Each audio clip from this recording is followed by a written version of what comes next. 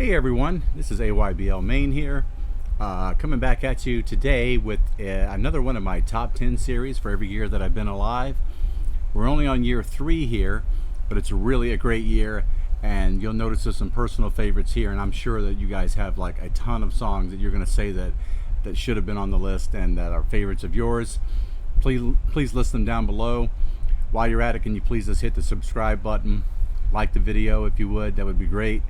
And participate. I really like I like feedback on this. Sometimes I find songs that, oh, forgot all about that song. Maybe you'll change my mind. So in 1971, I'm starting off at number 10. I call it the Poor Man's Mrs. Robinson. It's Maggie May by Rod Stewart. I really don't care for the slight longer introduction to it. I like it when it just goes right into the song. But definitely making my top 10 there. Rod Stewart's Maggie May. Number 9 for me is Al Green's Let's Stay Together.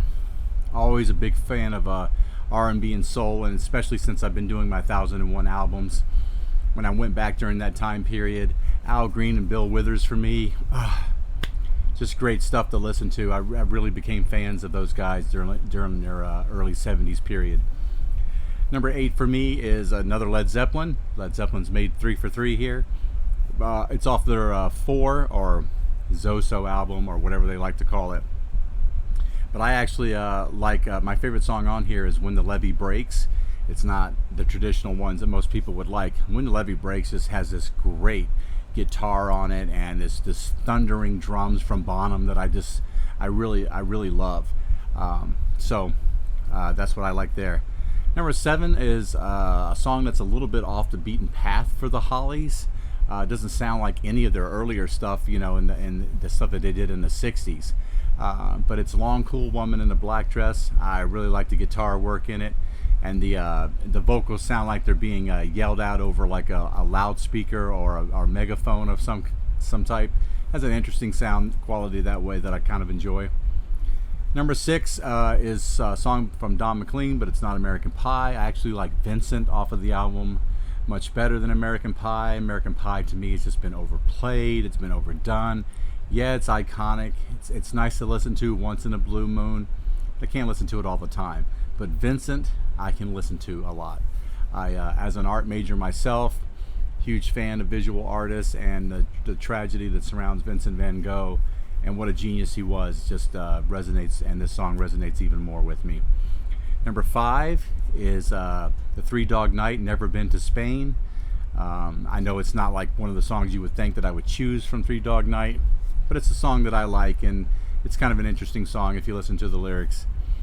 Number 4, from what Rolling Stones for 2020 called the best album of all time.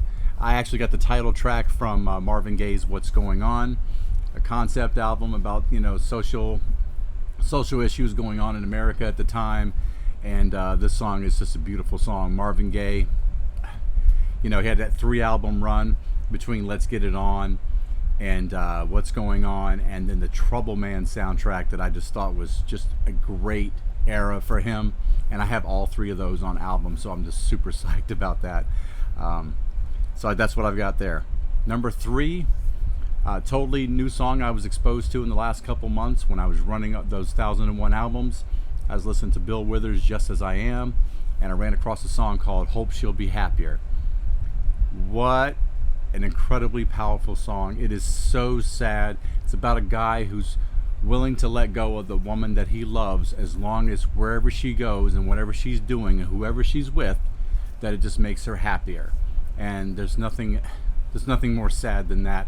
And it's nothing more powerful than that track. You should definitely listen to that song. It's better than Ain't No Sunshine, and that's a big, tall statement, I know.